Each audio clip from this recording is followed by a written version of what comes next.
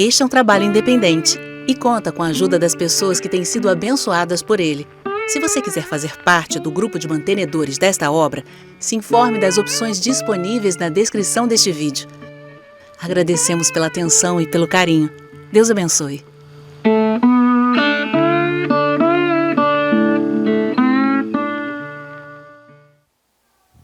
Glória, maravilha.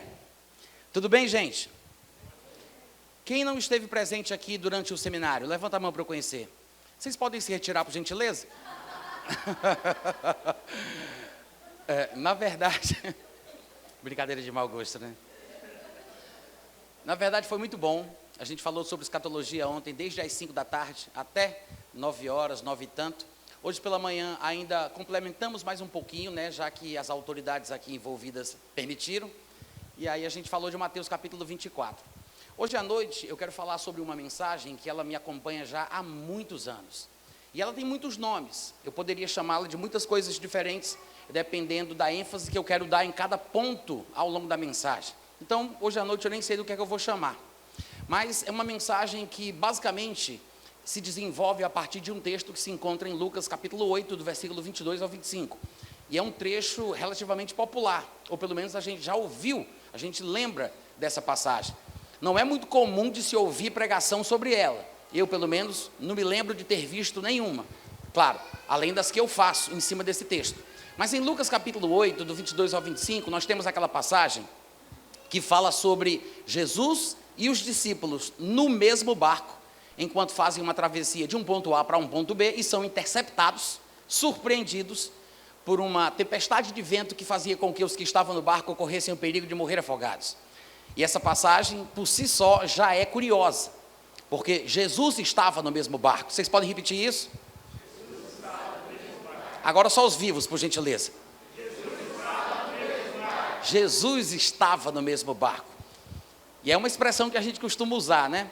Mas isso também tem fundamentação teológica, porque quando a gente para pensar sobre a existência eterna de Jesus Cristo, a Bíblia parece testemunhar sobre 3 estados distintos, nos quais ele esteve, está e estará.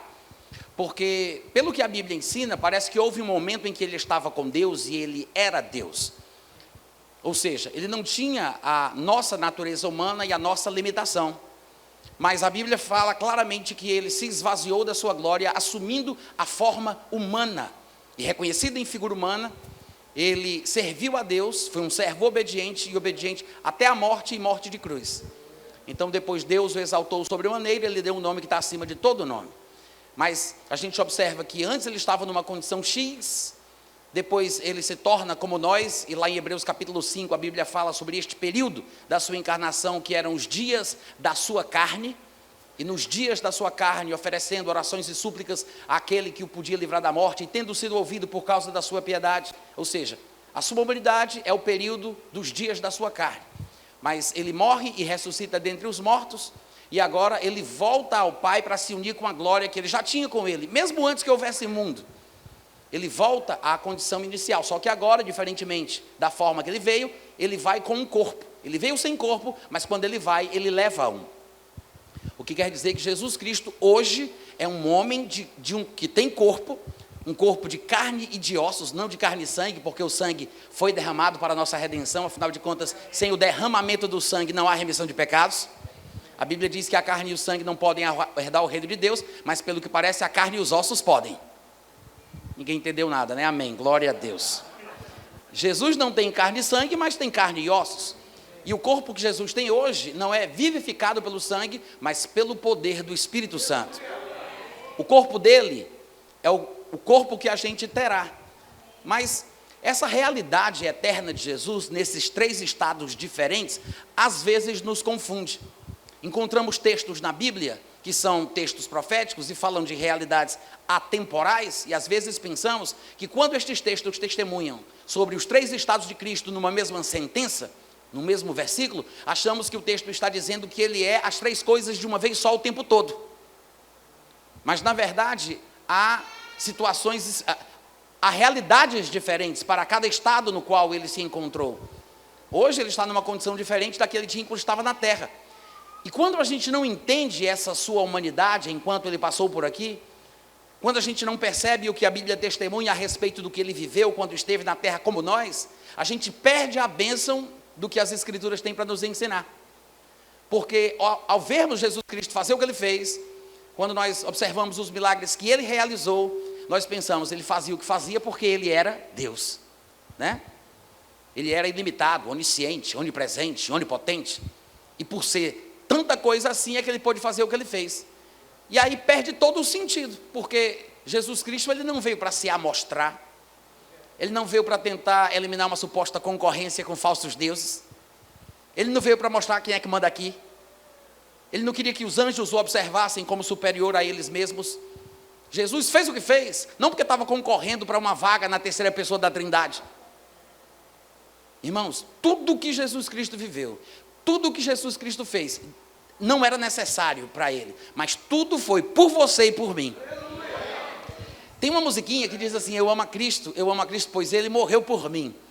Só que na verdade, ainda que ele tenha de fato morrido por nós, o que a Bíblia diz é que ele morreu e ressuscitou por nós. Está escrito em 2 Coríntios, que aquele que vive, não viva mais para si mesmo, mas para aquele que por eles morreu e ressuscitou. Em outras palavras, sim, ele morreu por nós, pois precisávamos, mas ele ressuscitou porque a gente estava morto em delitos e pecados e precisávamos voltar a viver. O Filho de Deus não morreu quando Jesus Cristo foi pendurado na cruz. O Filho de Deus morreu quando Adão pecou. Jesus morreu e ressuscitou para que o Filho de Deus que estava morto voltasse a viver. Ele não morreu por ele, ele não ressuscitou por ele. Jesus ele veio tentar trazer de volta aquilo que o homem havia perdido. Ele viveu nesta terra a vida humana normal, que o homem não deveria ter perdido desde o começo, desde o Éden. Jesus, da forma que ele vive, aquilo que ele foi, é a mensagem de Deus para o homem, sobre o homem. É por isso que a Bíblia diz que Deus falou muitas vezes, de muitas formas, aos pais, pelos profetas, mas nesses últimos dias, a mensagem é dada por meio do Filho. Então, quando a gente estuda as coisas que Jesus Cristo fez, as coisas que Jesus Cristo realizou, a vida extraordinária de Jesus, a gente tem que considerar este exemplo como algo que diz respeito à nossa vida. Ele não estava se amostrando, ele não estava querendo demonstrar que ele era mais do que alguém, ou poderoso, ou superior. Ele nunca teve essa intenção. E quando a gente não considera isso, nós observamos textos que falam dos poderes que ele tinha, dos milagres que ele realizou, a fé que ele exercia, e a gente se exclui da experiência. A gente vai fazer praticamente a mesma coisa que os discípulos da história que a gente vai ler fizeram. E o pior é que a gente acha que isso está certo. Vocês vão perceber como o erro dos discípulos está sendo replicado hoje em dia. Sem a gente perceber, estamos cometendo o mesmo erro que eles cometeram. E eu espero que hoje à noite você saia daqui pelo menos incomodado. Hoje eu vou te desafiar. Eu quero que você ouse pensar além do que você acha que é a verdade cristã, da fé cristã, do que a Bíblia ensina. Porque às vezes ficamos acomodados às convenções humanas, seguimos aquilo que foi estabelecido por homens supostamente mais inteligentes do que nós em anos passados, em concílios cristãos, seguimos na linha do nosso pregador predileto, usamos o cabresto da nossa denominação e a palavra de Deus é invalidada todos os dias por causa das nossas tradições. Vamos lá, gente, estou pregando muito bem hoje à noite. Cadê os amém, os aleluia? O texto de Lucas que a gente vai abrir daqui a pouco fala sobre uma situação inusitada, uma situação ruim. Jesus disse, passemos para outra margem do lago, e a Bíblia diz que partiram, mas enquanto eles estavam no processo para a realização do seu desejo, guarde bem essa frase, tá? Enquanto Jesus estava no processo para a realização da sua vontade, do que ele queria, a Bíblia fala que sobreveio uma tempestade de vento no lago, fazendo com que eles corressem o perigo de só sobrar, morrer afogados, naufragar. A natureza que Deus criou, o vento que Deus criou, o mar que Deus criou, se levanta de uma forma tal que faz com que os que estavam no barco, incluindo Jesus, corressem perigo de morrer. E eu me pergunto, até onde vai a nossa teologia? até onde nos permitem os nossos pregadores prediletos, será que nós teríamos a ousadia de repreender a criação de Deus? Porque sabemos que tem alguma coisa errada com ela, porque observamos que ela não está no padrão original, alguma coisa maligna se apossou do que Deus fez, e que por mais que tenha sido Deus o criador de tal coisa, aquilo não está sendo influenciado por Ele naquele momento. Será que temos esta percepção? E além disso, a coragem de olhar nos olhos da tempestade e dizer: cala, boca, para, sai! Hein? Vocês estão quietinhos hoje à noite? Por quê? Porque nos acomodamos, achamos que Deus está no controle de tudo, pela influência da filosofia diabólica determinista, né? A gente fica achando que se aconteceu é porque Deus quis, porque se Deus não quisesse não aconteceria, porque Deus está no controle de tudo. Se realmente fosse Deus que estivesse controlando o que estava acontecendo em Lucas capítulo 8, quando a tempestade veio, fazendo com que eles corressem perigo de morrer afogados, Jesus não teria repreendido o vento. Jesus não teria repreendido a tempestade. Por quê? Porque Jesus não desfaria aquilo que o seu Pai fizesse. Está escrito em 1 João que ele se manifestou para desfazer as obras do diabo, não do seu Pai, não as obras de Deus. Até porque Jesus pregava aquilo que vivia. Nós que somos chamados para o ministério, nós pregamos coisas às vezes sobre as quais nunca pensamos, e quando saímos do púlpito temos que correr atrás do prejuízo para tentar viver aquilo que a gente prega. Jesus não, ele pregava o que já vivia. E Jesus tinha dito em Mateus capítulo 12, versículo 25, todo reino dividido contra si mesmo ficará deserto, toda cidade ou casa dividida contra si mesma não subsistirá. Se Satanás expele Satanás, dividido está o seu reino. Se nem Satanás repreende as obras dos emissários de Satanás, não existe essa insurreição generalizada no reino das trevas, que um demonião mais forte dá um cascudo num demoninho mais fraco, que os demoninhos mais fracos têm medo do demonião graúdo. Isso a Bíblia não ensina. Vocês ficam confusos porque ficam lendo livros que falam sobre a realidade deste mundo tenebroso? Aí vocês pensam que isso é Bíblia. Está na Bíblia, mas não está. Porque na verdade não existe insurreição dentro do reino das trevas. Agora, se nem Satanás expele Satanás, por que Jesus repreenderia o que Deus faz? Alô? Tem alguém aí? Se nem Satanás expele Satanás, por que Jesus repreenderia aquilo que Deus faz? E lá mesmo em Mateus capítulo 12, no grande contexto, explicando aqueles religiosos da época, os PhDs em divindade, os diabologistas de Israel, explicando para eles como a coisa funciona, Jesus disse: na verdade, se eu expulso demônios, com certeza eu devo estar fazendo isso pelo poder de Deus. Porque Satanás não expulsa Satanás, mas se eu expulso, é porque um reino diferente está em mim. É o reino de Deus que chegou. Então há um choque, há uma diferença, é contrário. O problema é que por não sabermos disso, quando vem uma situação contra nós, seja uma situação de saúde, seja uma situação desastrosa, emocional, um problema, uma coisa qualquer, em vez de a gente se levantar e ter a ousadia de repreender, o que é que a gente faz? Pensando que Deus é que mandou aquilo, achando que Deus quer me ensinar uma lição com aquela doença, achando que é da vontade de Deus, porque se não fosse não teria acontecido, porque Deus está no controle de tudo. Em vez de repreender, a gente faz: amém, Senhor. Oh, saboroso Deus, eu não sei o que tu queres me ensinar com esta lição, mas eu me submeto.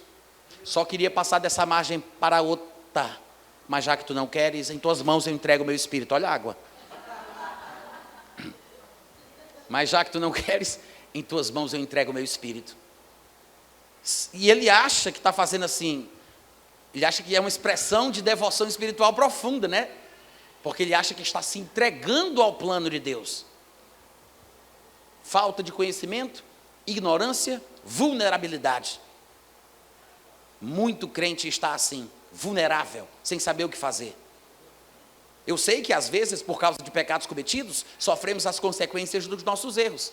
E em outras situações ainda mais extremas, é o próprio Deus quem nos pune, porque Deus disciplina os seus filhos.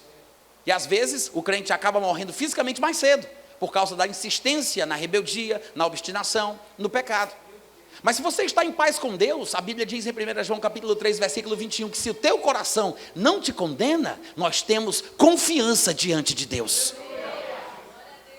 Se o meu coração não me condena, eu tenho confiança. Então não tem porquê, num momento como esse, ao ser surpreendido por uma situação ruim, eu ficar pensando se Deus quer ou não quer.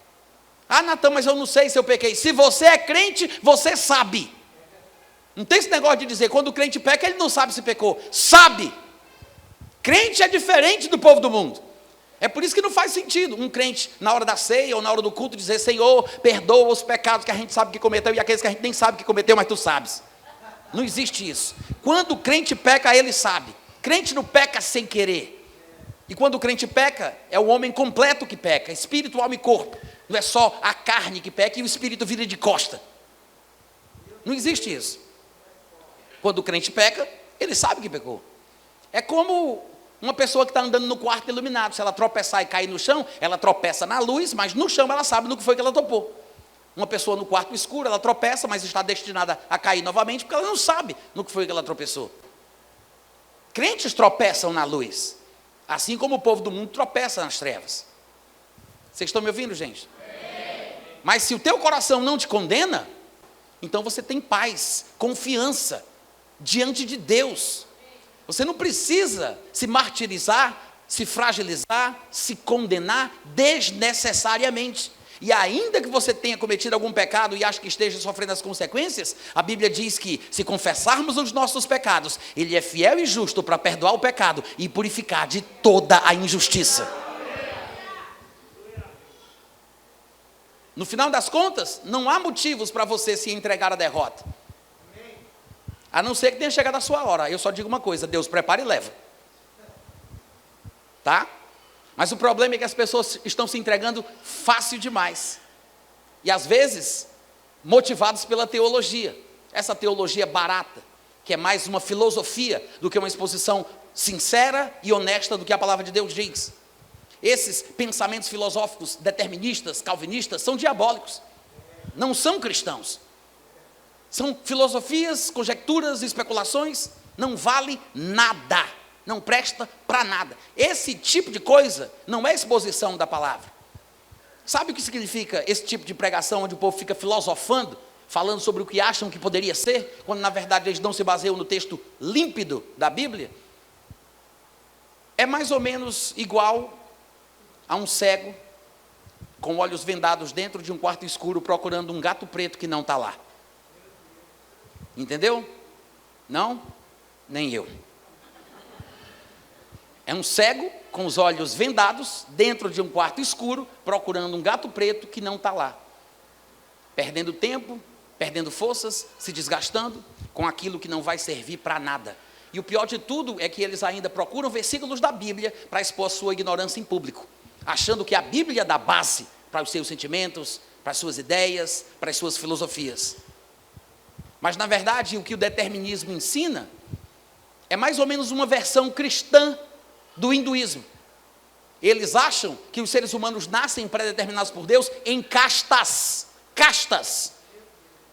Uma casta da sorte, uma casta do azar, das quais ninguém pode migrar.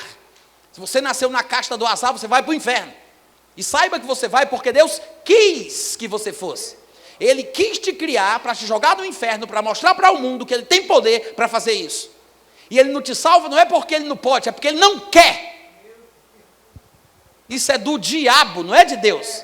Isso é uma desonra ao caráter de Deus. É uma blasfêmia contra a natureza santa e divina do nosso Pai. Vocês estão me ouvindo, gente? Mas Jesus Cristo, ele foi muito claro. Quando ele esteve aqui no mundo, em João capítulo 14, versículo 27, ele disse: eu vou embora, mas tem uma coisa que eu vou deixar com vocês. Deixo-vos a minha paz. Ele não disse ele não falou sobre qualquer paz, ele disse: é a minha, a paz do Senhor. A paz do Senhor não é somente uma saudação ou um tema bonito para se cantar no domingo à noite. É um estado de espírito no qual o crente pode viver. Ele disse, eu vou, mas a minha paz fica. E ele disse outra coisinha, ele falou, não a dou como o mundo dá. Ele disse, não a dou como a dá o mundo, ou seja, o mundo dá paz. Você sabe, de vez em quando você encontra alguém feliz e em paz no mundo. Fumador de cachimbo, macumbeiro e bebedor de cachaça, em paz. Mas a paz do mundo é circunstancial. Depende do que acontece ou do que deixa de acontecer. Eu sei que tem muito crente experimentando paz assim também. Quando tudo vai bem, ele está em paz. Quando tudo vai mal, ele fica péssimo. Essa é uma paz mundana, não é a paz do Senhor. É bom que a gente lembre que a paz do Senhor é aquela que excede todo o entendimento. Por quê? Porque não tem lógica, muitas vezes não se explica, mas funciona. Então, quando tudo vai bem, você está em paz. Se as coisas ficarem mal, você continua em paz. A retratação mais vívida da paz não é você não ter problemas, é você passar no meio da tempestade e não ser abalado por isso. Não dá para saber se você tem paz quando tudo vai bem. Até a turma de Fernandinho Beirambá sente paz nessas horas. Vocês estão me ouvindo? Em João 16:33, Jesus Cristo disse assim, eu vos tenho dito coisas para que tenhais paz em mim. Olha só a ligação que ele faz entre a paz e o que ele disse. Ele disse, eu fiz a minha parte. Eu disse coisas para que vocês tenham paz. Se a gente não tem paz, ou aquilo que Jesus Cristo disse não dá paz coisa nenhuma e ele nos enganou, ou então o que ele disse realmente dá paz como ele prometeu, mas a gente não liga para aquilo que ele disse. Mas ele disse coisas para que a gente tenha paz.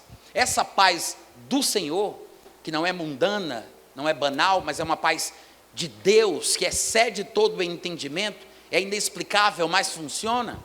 É uma paz que depende do tanto da palavra que você tem no seu coração. Então você pode usar aí o seu termômetro espiritual. Pense naquela briga da semana passada com a sua vizinha por causa daquela panela. Pense naquela confusão no Orkut. Ainda tem Orkut? Estou brincando, gente. Eu sei que agora é outra coisa. Pense naquela confusão que você teve lá na sua rede social, naquele grupo da família. Como você se sentiu? Como você ficou? Lembre, você perdeu sua paz? Você desgraçou o seu testemunho? Brigou por causa de besteira? Fez inimizade por causa de Bolsonaro?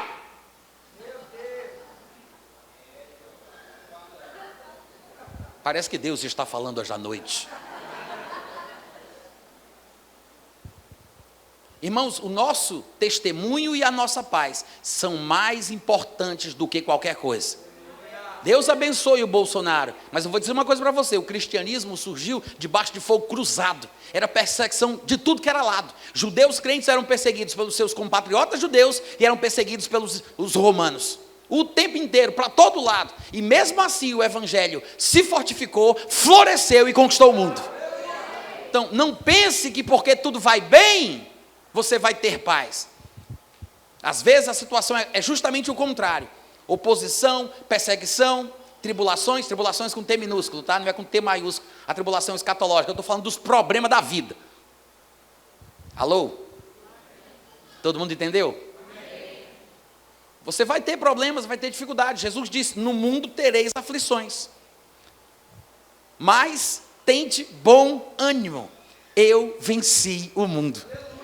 Eu não sei se vocês sabem, mas isso aqui na verdade é o resto do versículo que eu estava lendo. João 16:33, completo, é mais ou menos assim.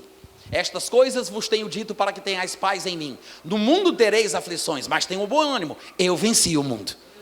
Em outras palavras, Jesus está dizendo, você vai ter aflição, mas não é justificativa para perder a paz. Eu falei coisas para que vocês tenham paz enquanto tem aflições. Porque é uma paz diferente, é uma paz sobrenatural, é uma paz espetacular, é uma paz que excede toda a lógica, todo o entendimento, mas funciona! Funciona! Se Deus não faz mais Deus, não sei para que a gente ficar insistindo de chamar Ele desse nome. Porque Deus ainda é o mesmo. Ele ainda faz milagres. E a gente precisa, urgentemente, voltar para a palavra. Eu sei que cada um de nós enfrenta as suas próprias dificuldades, temos as nossas situações particulares, mas, irmãos, Deus está trabalhando em nós. Ele começou uma boa obra e Ele há de concluir. Vocês olham para mim, esse rapazinho bonito que fala bem em público, mas vocês não sabem. Eu já fui plantador de maconha. Era para consumo próprio, não era para o tráfico, amém? Isso é uma piada, tá, gente? Tem que explicar que é uma piada. Mas eu era muito novinho, tinha lá os meus 12, 13 anos, comecei a fumar cigarro, entrei nas drogas, depois cheirei cola, fetamina, e fui caminhando, me envolvi com o hinduísmo, as práticas da yoga, o Brakati Yoga, o Mantra Yoga, e fui ficando cada vez pior. Tive um surto psicótico, tive esquizofrenia paranoide, porque toda a minha família, por parte de mãe, tinha esquizofrenia paranoide. Eu tive um primo que se matou, um tio que vivia no hospital, morreu louco, esquizofrênico, uma avó que era louca. E aconteceu comigo também. Tentei matar minha irmã enforcada, saí correndo no meio da rua, porque todo doido que se preza fica nu, vocês sabem disso. Mas isso é sério, eu sei que é engraçado, mas quem já viu um doido, pode ser vizinho, parente, você sabe, ele ficou ou não ficou? Nu. Sim ou não? Se não tirou a roupa, essa é vergonhice. Uma cinturãozada resolve. Se é doido de forma patológica, ele fica nu. Por quê? Eu não sei. Mas eu sou um bom observador. E aí, me pegaram, me levaram para um manicômio, levei uma injeção. Quando eu acordei, eu estava na casa de repouso Nosso Lar, na Avenida da Reitoria, lá em Fortaleza. Fiquei numa jaula, porque eu dei trabalho, aí me amarraram, me colocaram numa camisa de força, cuspiram em mim, chutaram nas minhas costelas, pisaram no meu pescoço, os enfermeiros, tá? Quando eu conto isso, às vezes o pessoal se escandaliza, né? Porque eu já dei aula para senhoras que trabalhavam na área da saúde, psiquiatras, psicólogas, e elas ficavam escandalizadas e vinham me dizer: Natan, não diga isso é muito ruim para a imagem dos profissionais da saúde, porque as coisas não são mais assim. Por favor, quando você for contar a sua história, mude isso. Aí eu falei para uma senhora que uma vez ia me contar como ela se sentiu quando ouviu a história, eu disse: olha, infelizmente eu não tive a sorte de ser doido agora, eu fui doido naquela época. Então foi a minha experiência, né? Eu não vou mentir, porque aconteceu isso. Aí eu fiquei numa jaula, amarrado, numa cama de cimento, sem colchão, com argolas de aço chumbadas nessa cama. Depois veio outro doido, me soltou e eu fiquei ali na jaula, onde ficam os doidos. Vocês estão rindo porque não foi com vocês, né, gente? Graças a Deus que vocês podem rir disso, que eu estou vivinho aqui da Silva. Mas fiquei nessa jaula, aí depois eu comecei a tomar remédio controlado e eles me soltaram no pátio, que foi quando pela primeira vez a minha mãe, meus parentes e meus amigos vieram me visitar. Aí minha mãe ficou tão assustada com a minha aparência, que ela assumiu a responsabilidade de me tirar do manicômio, assinou lá um termo de responsabilidade e me levou para casa. Mas eu tinha que tomar remédios controlados pro resto da vida. O meu tio Joaquim, o irmão dela, ele passou a vida inteira tomando remédio. Uma vez ele entrou nu na sala da casa da minha mãe, ela estava grávida de 8 meses, e entrou nu e ela estava com clientes na sala, ela era costureira, e aí ela brigou com ele, tentou colocar ele para fora, foi aquela confusão, ela perdeu a criança, o que seria a minha irmã mais velha. Então ela tinha muitas experiências com parentes loucos, e agora ela tinha um filho louco dentro de casa, e eu tinha que tomar remédio controlado pro resto da vida. Só que durante o processo, que é muito longo, eu não vou contar para vocês, mas a minha irmã se converteu, um amigo de adolescência se converteu, meu primo se converteu, minha mãe começou a ir para a igreja, porque foi uma loucura mesmo, uma reviravolta, tá? E tive alucinações. Depois vocês olham lá no meu canal do YouTube, olham no meu site, no meu podcast. O meu site é natanrufino.com.br. Vocês procuram lá esquizofrenia ou alguma coisa parecida e vocês vão ver a história completa.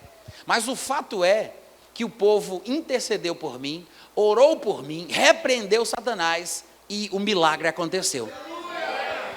Não foi da noite para o dia, o meu tipo de milagre não foi uma experiência instantânea. Eu sei que isso acontece. Eu tenho um conhecido de Angola, eu fui professor dele numa escola de pastores, e ele me contou depois que ele foi curado por T.L. Osborne. T.L. Osborne viu ele louco no meio da multidão, porque os familiares levaram ele amarrado, e aquela confusão, joga para lá, joga para cá, e o T.L. Osborne disse: o que está acontecendo aí? E aí disseram: é um louco, é um lunático, traga ele aqui para cima. Aí o T.L. colocou a mão nele, ele foi curado na hora.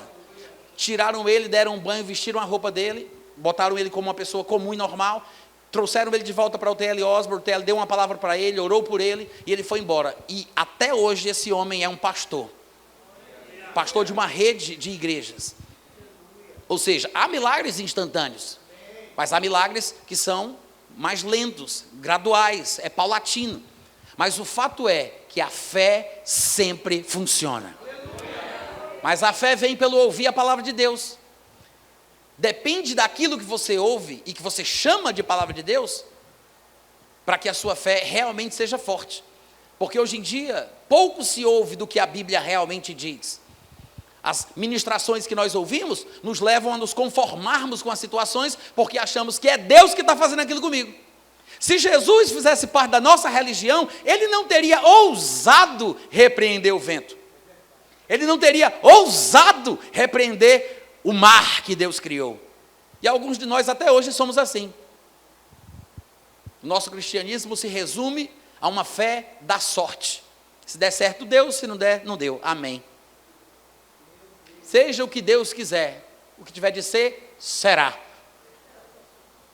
Mas a fé é uma força espiritual, humana, é uma força divinamente concedida, que é capaz de mudar as realidades. É pela fé que as pessoas são curadas, é pela fé que as pessoas vencem dificuldades, é pela fé que os milagres acontecem. E não pense que essa fé é uma determinação divina, que Ele é quem decide quem tem e quem não tem.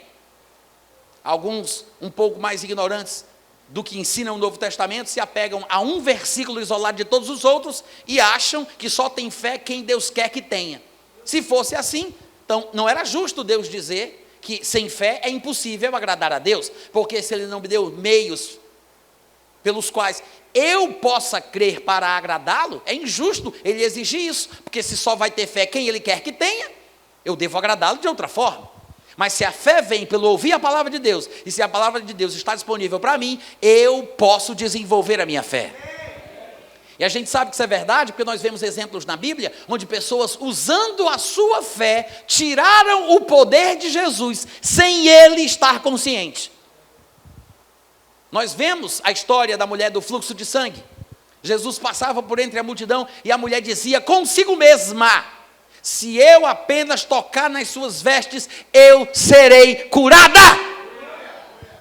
Jesus nunca disse isso. Tocai nas minhas vestes, outra vez vos digo, tocai. Jesus nunca disse isso.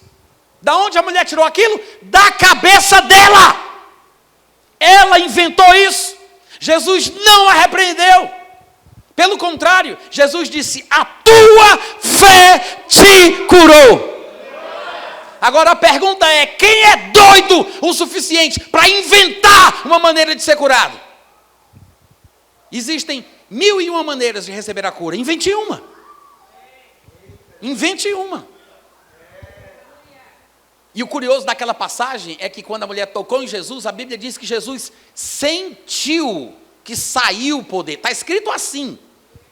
Não diz que ele sabia que aconteceria, ou que ele viu debaixo da figueira, ou que ele soube uma semana antes, ou que a revelação... Não, ele sentiu. Na hora que saiu, ele sentiu. E ele se vira e pergunta: quem me tocou? Quem foi que me tocou? Aí os discípulos olharam assim para ele, ninguém entendeu nada, e disse: Senhor, não leva mal não, mas tem uma multidão aí te apertando. Foi todo mundo, né, mestre? Ele estava falando de um toque especial, um toque de fé. Ele sentiu que saiu o poder. Veja, não foi Jesus quem botou o poder para fora. Não foi Jesus que fez. Saiu pelas costas. O poder saiu pelas costas. Jesus nem sabia quem tinha feito isso. Tem gente que tenta buscar um suposto significado mais profundo nos textos da Bíblia, aí diz: não, é claro que ele sabia. Se a Bíblia diz que ele perguntou quem era apenas uma forma de interagir com os humanos medíocres, mas ele já sabia de tudo. Ou seja, é como se Jesus estivesse olhando para a mulher, sabendo que ela era, mas mesmo assim perguntou: quem foi que me tocou? Quem foi? Não, gente, ele perguntou porque ele queria saber. Há muitos textos que demonstram Jesus sem o conhecimento da coisa. E ele faz perguntas, ele indaga há quanto tempo isso acontece, o que é que discutis com ele. Várias ocasiões. Marcos capítulo 11, no versículo 13, a Bíblia diz que Jesus passava de Betânia para Jerusalém, numa caminhada de 3 quilômetros, com fome, ele viu uma figueira de longe, e a Bíblia diz que ele foi ver se, porventura, nela acharia alguma coisa para comer. É um texto inspirado por Deus. Jesus não foi inspirado a sentir fome, tá? Entenda isso. Nem tudo o que aconteceu, que é contado e narrado pela Bíblia, foi inspirado por Deus. A Bíblia não fala sobre acontecimentos inspirados. O que a Bíblia fala é inspirado, mesmo que fale sobre o que Satanás disse. Satanás não foi inspirado para que as palavras dele estivessem na Bíblia, mas o que a Bíblia diz sobre o que ele disse é a parte inspirada. Jesus não foi inspirado para ficar com fome. A Bíblia dizer que ele estava com fome e narrar o episódio é a parte inspirada. Ele foi lá porque estava com fome, como um homem comum. E a Bíblia diz que ele foi ver se. Ele foi ver se. Está preparado para a mais profunda revelação que você já recebeu na sua vida? Sabe por que Jesus Cristo foi? Para ver se tinha alguma coisa para comer? Está pronto? Está pronto? Sabe por que ele foi? Porque ele não estava lá. Tenho certeza que vocês não entenderam. Ele foi porque ele não estava lá. Jesus não era onipresente. Ele tinha que ir passo a passo, limitando-se aos seus 5 sentidos, a não ser, claro, que Deus lhe revelasse alguma coisa. Mas às vezes ele tinha que saber como qualquer outro homem normal, usando o seu bom senso, a sabedoria, perguntando, olhando. Algumas pessoas pensam que tinha que funcionar 24 horas por dia, como se Jesus estivesse sempre presente em todos os lugares, ou como se ele fosse onisciente de todas as coisas 24 horas por dia.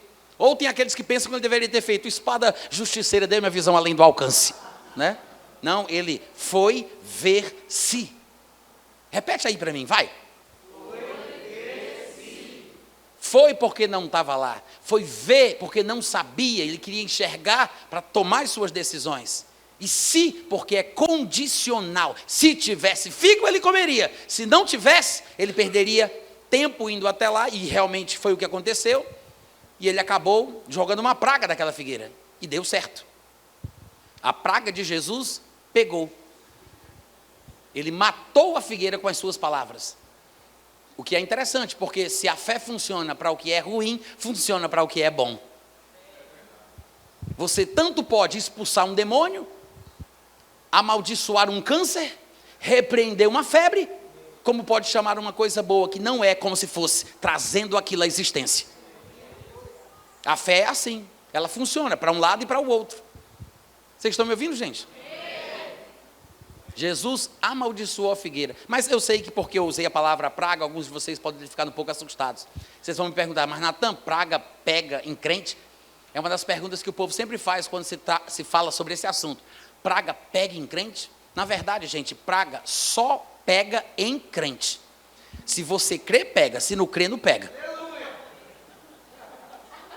Quando alguém joga uma praga e a pessoa tem medo, é porque ela creu. Ninguém teme se não acredita no pior. Porque medo é fé na coisa errada. Temer é acreditar no pior. Ouviu isso? Então, quando uma pessoa tem medo, eita Jesus! Fica bom, fica esperto aí, crente. Eu estou testando aqui vocês, hein?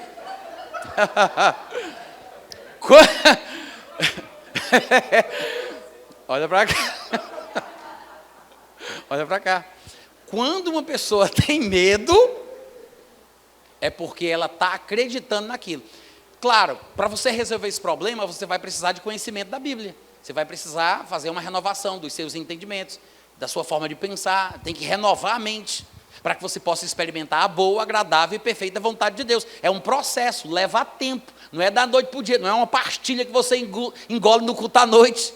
Não é a oração forte do homem de Deus, não é porque ele esfrega o cotovelo ungido na sua cabeça, não são palavras mágicas, pirlim, pim, pim, em nome de Jesus, recebe. Não é assim. É um processo. Às vezes, a unção pode se manifestar através de um homem, da igreja, de pessoas que oram por você, e você recebe o milagre por acidente, sem nem saber como é que foi. É um milagre acidental. Mas duvido você conseguir repetir quando você precisar de novo. A gente às vezes pega uma carona na fé dos outros. Mas Deus quer que nós cresçamos e andemos com as próprias pernas. Então a gente tem que saber o que a palavra de Deus diz a respeito do assunto. Temos que fortalecer a nossa fé. Amém, gente? E eu sei que às vezes as pessoas se lembram de textos da Bíblia que parecem fortalecer a incredulidade. Fortalecer a ideia de que às vezes Deus faz o mal. Como se, por exemplo, ele fizesse uma pessoa nascer cega para a sua glória. Como pensam os deterministas, os fatalistas, que pintam a imagem de um Deus déspota, mimado, que rege um regime totalitário. Não, Deus não é assim. Sim, eu sei que Deus se ira, Deus pune, Deus mata e joga no inferno. Como a Bíblia diz, tá? Mas não de forma arbitrária como eles querem. Não sem motivo, não sem sentido, só porque Ele quer.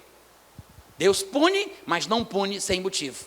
Mas de vez em quando alguém se lembra de João capítulo 9, que fala de um cego de nascença, que inclusive os próprios discípulos queriam uma resposta de Jesus. Naquela passagem, vocês devem lembrar, eles chegam para Jesus e dizem: Senhor, quem pecou, este ou seus pais, para que ele nascesse cego? E infelizmente, as nossas Bíblias em português constroem o texto de uma forma que nos induz ao erro. A grande maioria das versões que nós temos parecem nos induzir a pensar que o que estava acontecendo ali é que aquilo aconteceu porque Deus queria ser glorificado pela cura daquele homem. Então ele tinha que nascer doente. Ou seja, Deus escreve, Deus, ele salva, mas antes de salvar, ele faz a pessoa se perder para poder salvá-la. Deus, ele cura, mas antes de curá-la, ele faz ela ficar doente para poder curá-la. Como se Deus só tivesse enviado Jesus para salvar a humanidade, porque primeiro Deus fez com que a humanidade caísse. E para que a humanidade realmente caísse, ele não corresse risco de ela continuar em comunhão com Deus, ele criou Satanás para promover essa queda. Ou seja, é filosofia barata, especulação, conjectura, não se baseia no que a palavra de Deus diz. Às vezes problemas como estes, João 9, do versículo 3 ao 4, por exemplo, são apenas questões técnicas. Porque, gente, as nossas Bíblias são em português, o texto original não era em nossa língua, o Novo Testamento foi escrito em grego, e você sabe que há dificuldades em se traduzir de um idioma para outro. Tem coisa que não dá para traduzir, você tem que encontrar uma correspondência dinâmica, que significa a mesma coisa que você quer dizer com aquela expressão idiomática. Ou sei lá o que, uma figura de linguagem, um bairrismo, sei lá, mas você não vai conseguir dizer ao pé da letra o que aquilo significa. Procura uma expressão que seja correspondente. Nem sempre é fácil traduzir. Haja vista a Bíblia dizer, em Gênesis capítulo 11, versículo 7, que quem causou a confusão das línguas foi Deus, e tudo que Deus faz é muito bem feito, inclusive a confusão. É por isso que é tão complicado traduzir.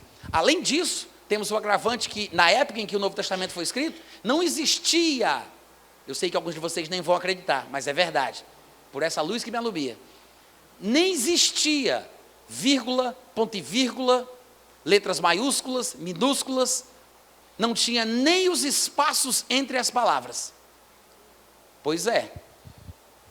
Aí você diz, é impossível de saber o que está escrito. Impossível não é. E se você quiser confirmar, pega aí um texto, joga no Word, tira os espaços, tira tudo, deixa tudo com letra maiúscula e você vai perceber como você entende. É mais difícil, mais complicado, e é exatamente por isso que a escrita, ela foi se desenvolvendo, evoluindo, melhorando, facilitando a nossa vida. Estamos em constante progresso. E é por isso que existem essas correções ortográficas, a língua vai evoluindo enquanto é uma coisa viva, ela vai mudando. Mas naquela época era assim. Então, quando você pega um texto que está numa realidade totalmente diferente, que foi escrito há mais de 1.500 anos atrás, e você tenta colocar ele em termos atuais, às vezes nem sempre sai como realmente foi pretendido pelo autor. Então, é preciso muita humildade nessas horas para você investigar o que aconteceu. Até mesmo os autores das nossas Bíblias, eles fazem essa advertência aos seus compradores. É claro, ninguém lê porque essa parte não é inspirada, né? Aí todo mundo despreza, mas toda a Bíblia tem uma apresentação. Por exemplo, aqui na minha, apresentação da edição revista e atualizada do Brasil. Na última página, em determinado parágrafo, eles dizem assim, olha, é certo que toda tradução ou revisão da Bíblia Sagrada, ainda que levada a termo por peritos, por íntegros peritos bíblicos, é sempre trabalho humano e, como tal, está sujeito a falhas. Por outro lado, no entanto, pode melhorar. E aí? Você lê essa parte da sua Bíblia? Porque eu sei que é um livro inspirado, sagrado, mas lembre-se que a mesma Bíblia pela qual nós temos comunhão com Deus, também é um livro que está debaixo das leis dos direitos autorais, a ficha catalográfica, tem ISBN. Então é um trabalho humano, por íntegros peritos, mas é um trabalho humano. E nem sempre eles acertam no que realmente era pretendido pelo autor. Então eles fazem o melhor que podem. Algumas versões dizem, mas chegará um dia em que um conhecimento maior proporcionará uma versão melhor ainda. Então você tem que estar avisado de que às vezes o problema é mais simples do que parece. É uma questão simplesmente técnica. A compilação do texto, a edição do texto, a colocação das vírgulas, dos sinais de pontuação foram colocados talvez no lugar errado. Porque uma vírgula no canto errado muda tudo. Um ponto e vírgula no canto errado muda tudo. E o que me parece é que aqui em João capítulo 9 foi exatamente o que aconteceu. Na hora de construir o texto, talvez induzidos e orientados pela sua própria religiosidade, pela sua própria filosofia cristã, pela sua forma de entender a vida, o mundo e a soberania de Deus, alguns acharam que era realmente isso o que o texto estava dizendo, que Deus tinha de alguma forma permitido, com um propósito, que aquele homem nascesse cego para finalmente curá-lo, para que ele fosse glorificado pela cura. Como se Deus estivesse trabalhando por debaixo dos panos. Adequando isso ao contexto de Lucas capítulo 8, da passagem que fala da tempestade de vento no lago, é como se Jesus soubesse que Deus iria enviar uma tempestade, fingiu que não sabia, indo dormir para despistar ainda mais, para que não ficasse dando a pala de que estava se preparando porque estava para acontecer, mas ele dorme porque estava mal comunado com Deus. Aí Deus envia a tempestade, que Jesus sabia que ele enviaria, fingindo que não sabia. Aí Jesus finge que repreende uma coisa que na verdade ele não repreendeu. É ridículo, né? É muito mais fácil você simplesmente aceitar a palavra como ela é. Simples assim. Porque o texto é a parte inspirada. Não houve inspiração naquela tempestade, nem no vento, nem no mar. A inspiração está na narrativa, está na colocação do texto, nas palavras escolhidas. É essa a parte inspirada. Agora, eu sei que tem textos que têm problemas técnicos, como João 8, como João 9.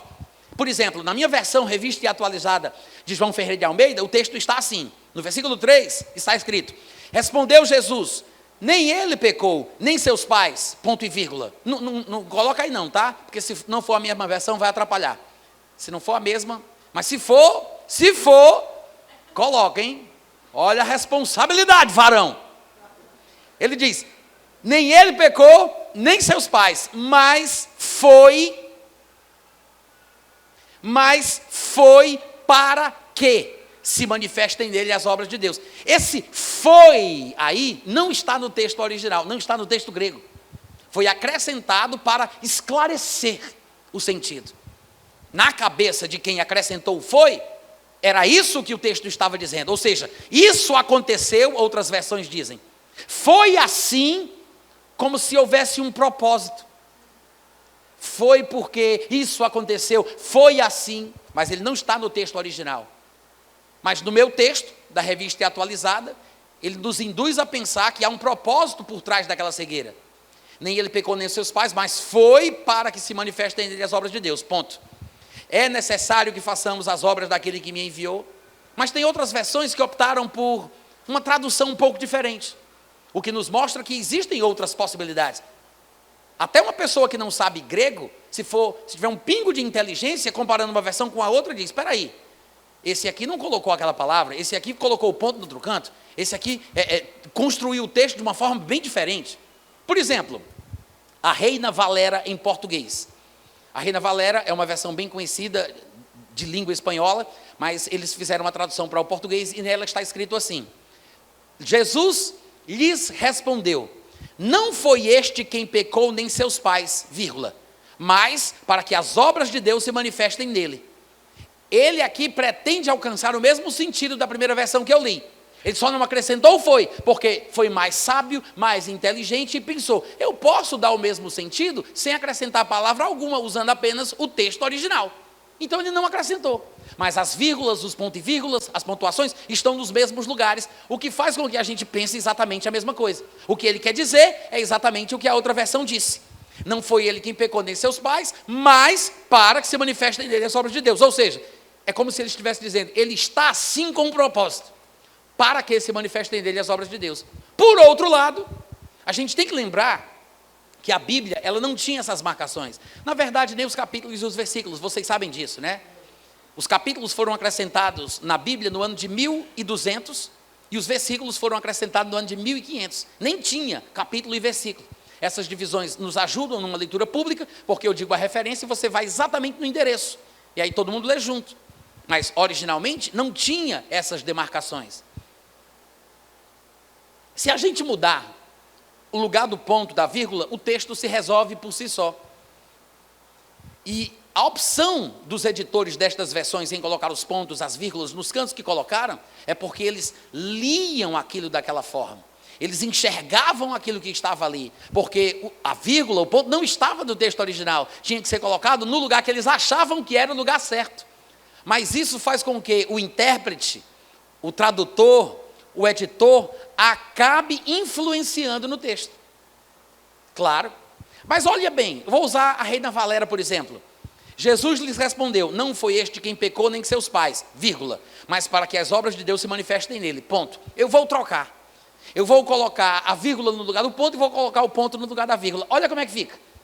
Os discípulos perguntam, Senhor, quem pecou? Ele ou seus pais para que nascesse cego? Resposta, não foi ele quem pecou, nem seus pais. Ponto. Mas, para que se manifestem nele as obras de Deus, vírgula, é necessário que as façamos. É totalmente diferente. Totalmente diferente. Tudo por causa de uma vírgula e de um ponto. Tão simples, um problema tão grande seria resolvido. Por causa de passagens assim, muita gente ousa dizer que a Bíblia fala que Deus faz esse tipo de coisa. Na Bíblia Viva, por exemplo, em João 9, 3 e 4, fala assim, nem uma coisa nem outra. Eu gosto dessa versão.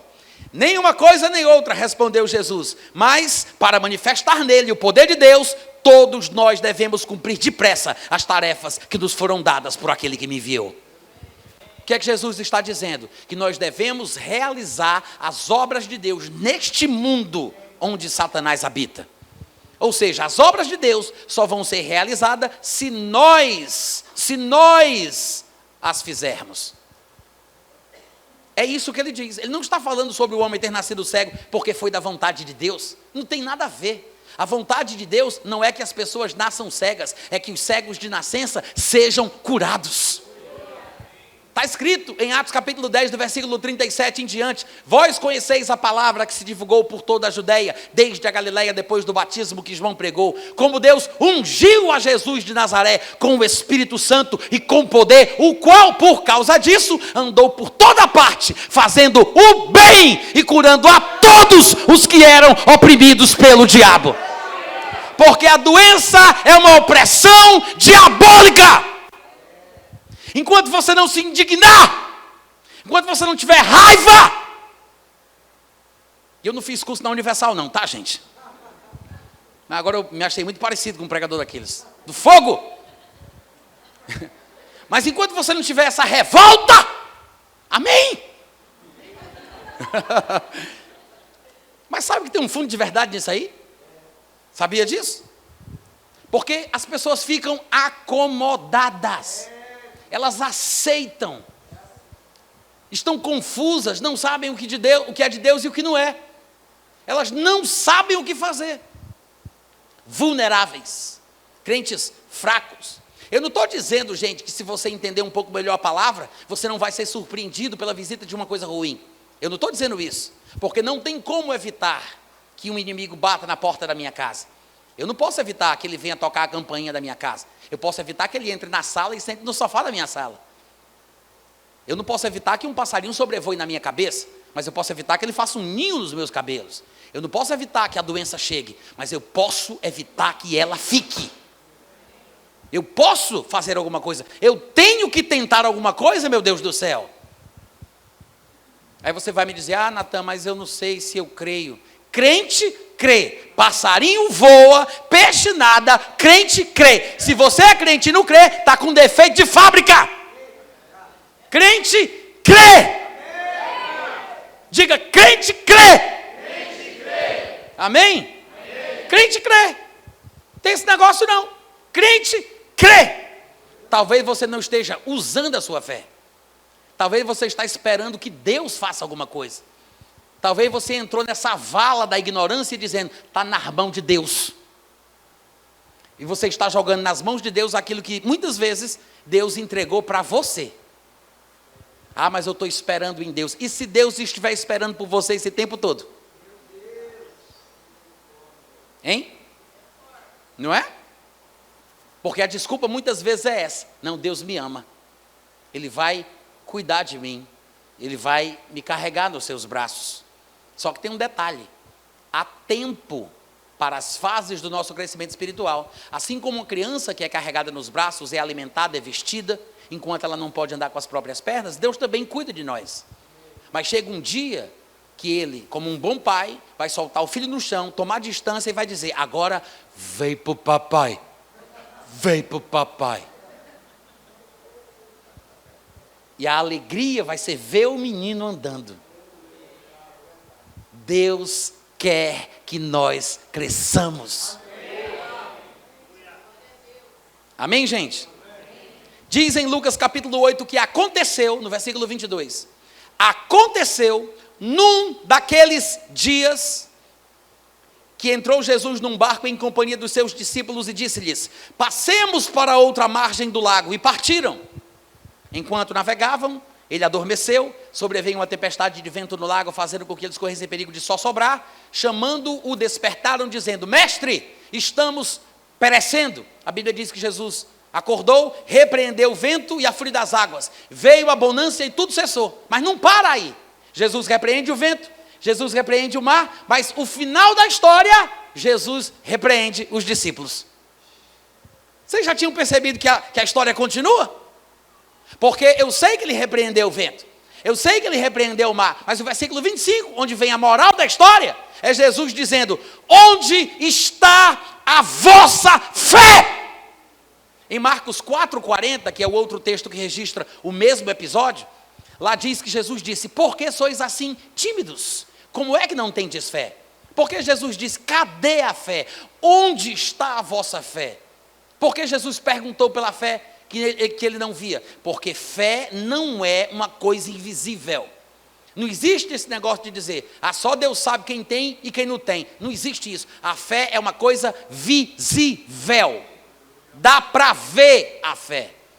As pessoas se atrapalham às vezes em questões conceituais sobre a fé, porque se lembram de um versículo na Bíblia que diz que a fé é a convicção de fatos que não se veem e a certeza de coisas que se esperam.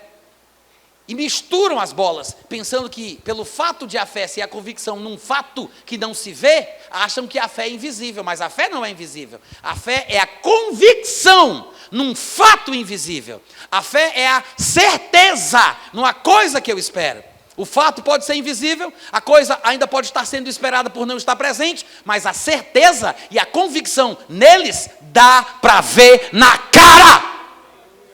Não tem como uma pessoa convicta não ter expressões compatíveis, palavras compatíveis, atos compatíveis.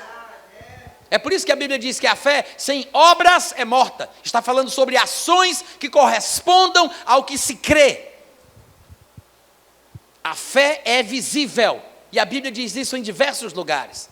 É por isso que quando Jesus Cristo estava pregando na casa de Pedro, abriram um buraco no eirado e desceram um paralítico numa maca. A Bíblia, está escrito isso, tá, gente? Não foi eu quem disse não, infelizmente, ele falou antes de mim. Está escrito, vendo-lhes a fé, a Bíblia diz que Jesus, vendo-lhes a fé, disse ao paralítico, filho, os teus pecados estão perdoados. E depois os religiosos da época, como os inquisidores de hoje em dia também, começaram a reclamar: mas isso está fora da visão. Mas isso não é ortodoxo. Heresia! Heresia!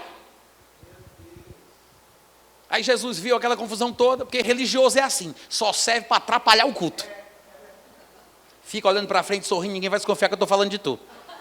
E isso, muito bem, vocês obedecem rápido. Os religiosos ficaram murmurando. Sabe o que foi que Jesus fez? Jesus viu a situação, aí disse: olha, eu disse para ele que os pecados dele estavam perdoados, porque é mais fácil para ele acreditar que ele pode se levantar, porque Deus não está contra ele por causa dos pecados que ele cometeu. Porque o que é mais fácil você dizer para um paralítico? Você vai dizer: se levanta, homem, anda, ou você dizer: Deus te ama, Ele não está contra você, os teus pecados estão apagados? O que é mais fácil para um paralítico? Jesus estava buscando a forma mais fácil para o homem se levantar.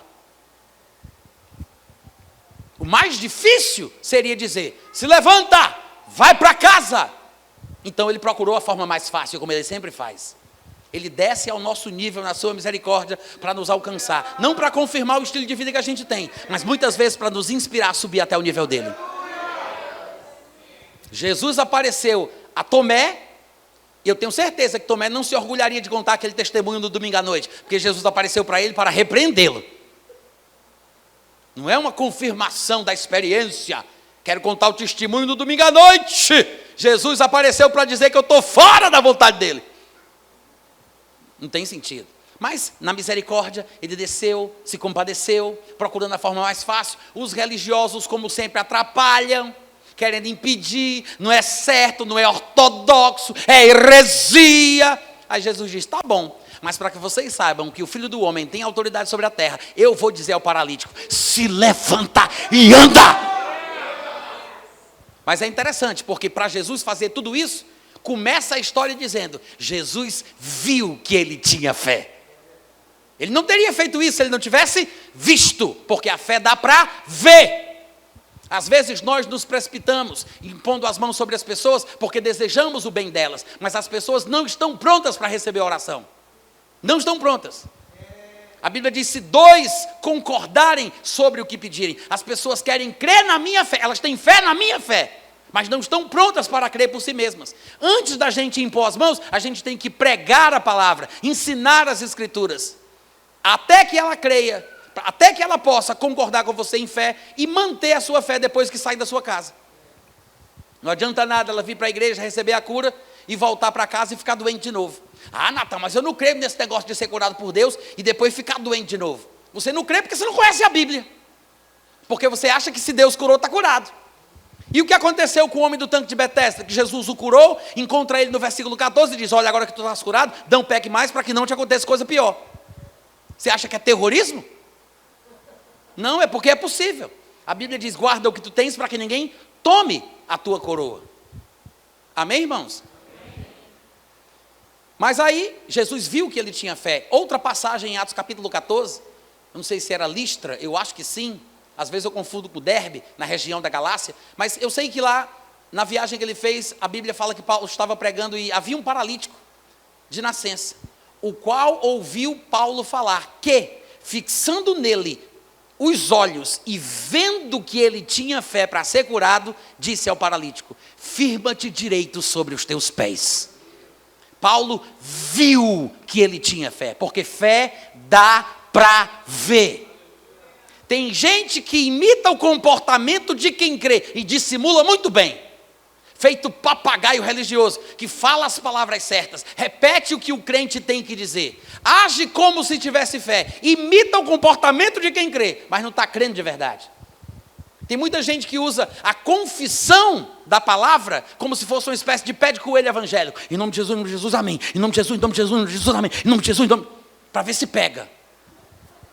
Mas a Bíblia não diz que a pessoa confessando, repetindo, ela consegue fazer o milagre acontecer. Em nenhum lugar se ensina isso. Não é por meio da repetição daquilo que é certo que o milagre acontece.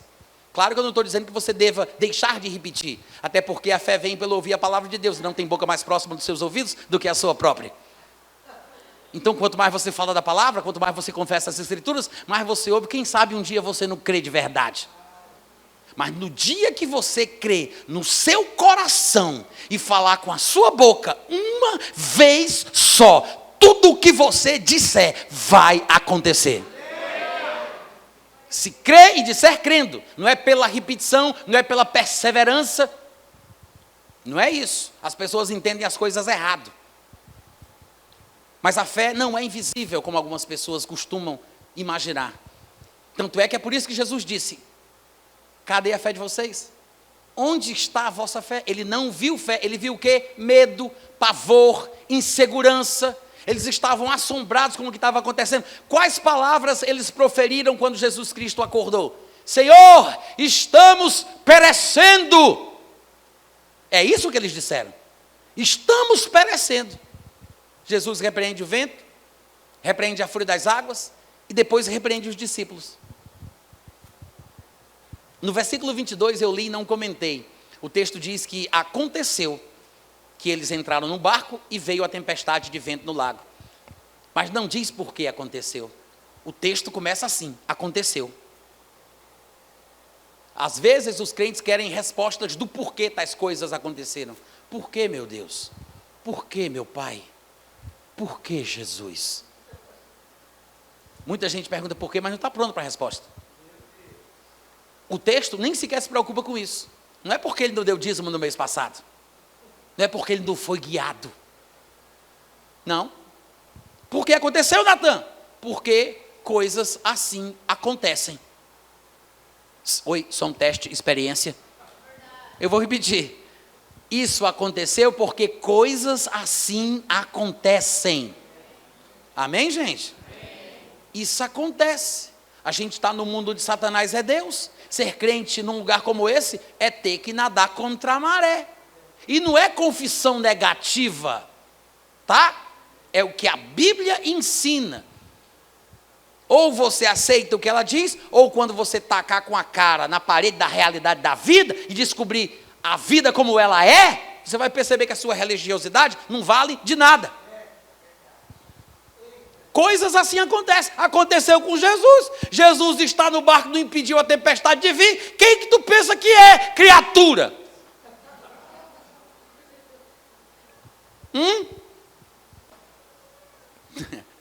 Disfarça, né? Fica sorrindo olhando para frente. Aconteceu porque coisas assim acontecem. Então, não é uma questão de acontecer ou não acontecer. É como a gente reage no meio do problema, no meio da dificuldade, no meio da tempestade. Problemas temos todos, em várias áreas. Mas a gente tem que reagir, gente, pelo amor de Deus. A gente tem que reagir. A gente tem que fazer alguma coisa. Tem que partir do espírito humano essa força, para que a gente possa se levantar contra aquilo que vem para matar, para roubar e para destruir. Tem gente que tem dúvida, mas se eu perguntasse, essa tempestade foi de Deus ou do diabo? Ainda tinha gente que dizia, foi Deus, porque só Deus controla a natureza que Ele criou, ou glória. Tem gente que ainda pensa assim. Mas se fosse Deus, Jesus não teria repreendido. Depois de tudo, Jesus vai repreender os discípulos no versículo 25. E ele pergunta, cadê a fé de vocês? Onde está? Porque ele não viu. Ele viu incredulidade, ele viu medo, ele viu pavor, desespero, insegurança, tudo que não presta. Aí ele disse, e a fé? Fica onde? Cadê a fé? Porque eles tinham fé na fé de Jesus. Eles acordaram Jesus, talvez porque achavam que se jogassem aquela batata crente nas mãos de Jesus, aí Jesus resolveu o problema. É igual os crentes de hoje em dia. Surge um problema, o que é que o pessoal faz? Segura, Pai! É tu, Emanuel! Os crentes sempre estão tentando colocar nas mãos de Deus um problema que eles deveriam resolver. E os discípulos acordaram Jesus, dependeram de Jesus, tiveram fé na fé de Jesus, mas Jesus não ficaria com eles para sempre. Jesus estava na terra não para se amostrar. Ele não queria dizer que só ele podia fazer aquilo. Ele estava ensinando aos discípulos como viver, como se comportar, como agir em fé. Jesus queria que eles agissem em fé como ele dava o exemplo. Então a questão ali não é a fé de Jesus, é a fé dos discípulos. Porque crer que Jesus crê é básico. Mas Jesus quer saber onde é que está a fé deles. É por isso que ele diz, onde está a vossa fé? Por que sois assim tímidos? E o mais curioso é que mesmo depois de Jesus ter repreendido eles, eles ainda não pararam para pensar.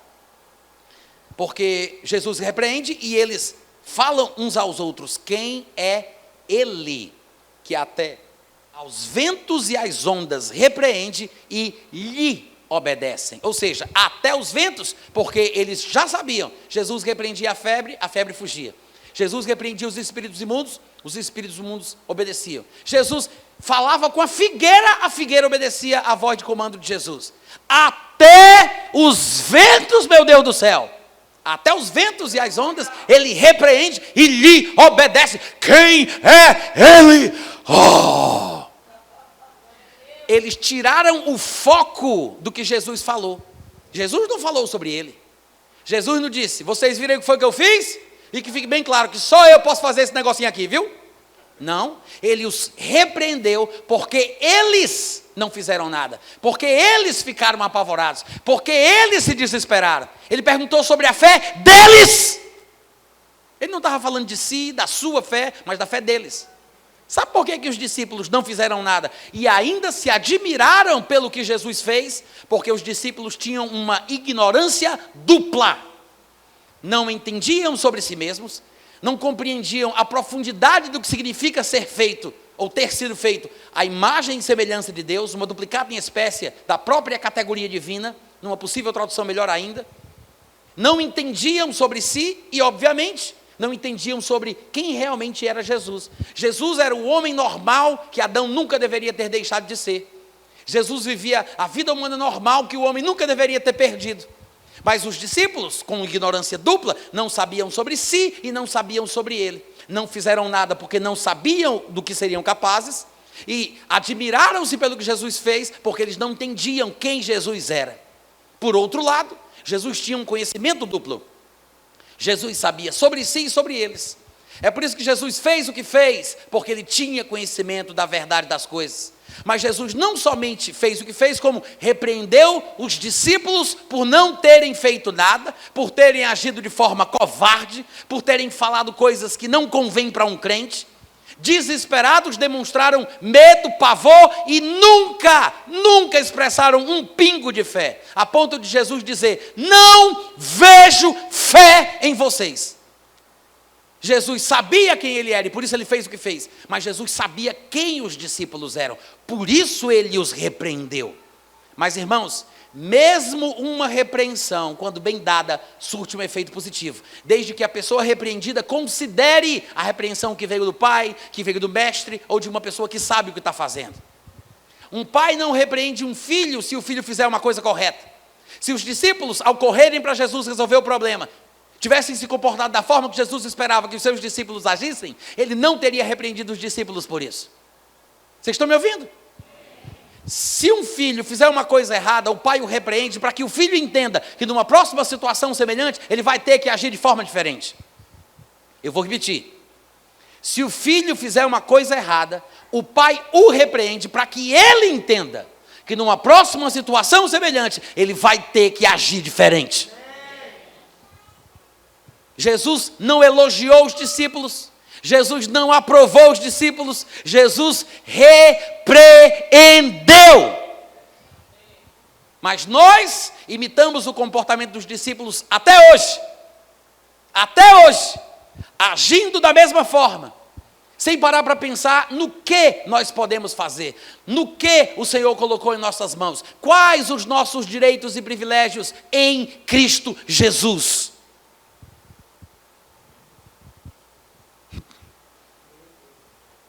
Eu disse para vocês que hoje vim para desafiar, mexer com a cabeça de vocês. Se Deus quiser, você não consegue nem dormir hoje à noite. Mas pense o que é que você tem aprendido, o que é que você tem lido, o que você tem visto, tá?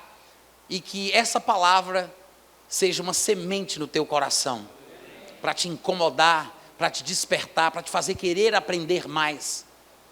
Tenho vários vídeos lá no YouTube, gratuitos, tá gente? Áudio, texto, vai lá, mergulha lá, acessa, vai no meu site, natanrufino.com.br. Tenho 7 livros publicados. Compra algum, investe na tua vida. Se você está interessado em crescer mais, faça isso por você, e eu tenho certeza que você vai experimentar coisas maiores e melhores em nome de Jesus. Obrigado pelo carinho. Deus abençoe o coração de vocês. E daqui a pouco a gente volta. Não se esqueça de se inscrever no canal. Deixe seu like e ative o sininho.